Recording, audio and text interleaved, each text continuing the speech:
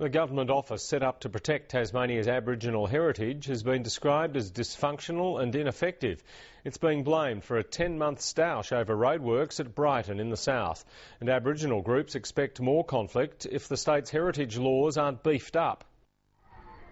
The Aboriginal community is furious the bridge over the Jordan River levee is going ahead. They say artefacts dating back 40,000 years will be destroyed.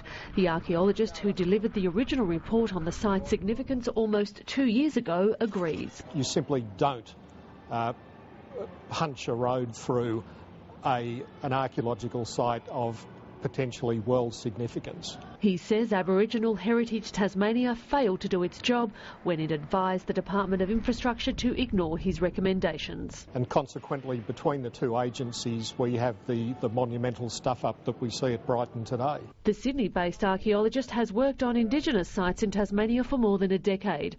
He's had enough of dealing with Aboriginal Heritage Tasmania, which he's described as a rogue body. The office is completely dysfunctional at the moment.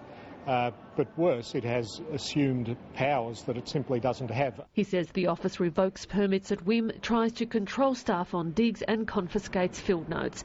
Aboriginal heritage consultant Caleb Pedder is a previous manager of the office and says it no longer works in partnership with stakeholders. There's no proactive approaching people, there's no considering feedback, there's no discussion, there's no real consultation. He wants more focus on protecting heritage sites. I believe more permits have been issued to destroy in the last 3 or 4 years than the previous 30.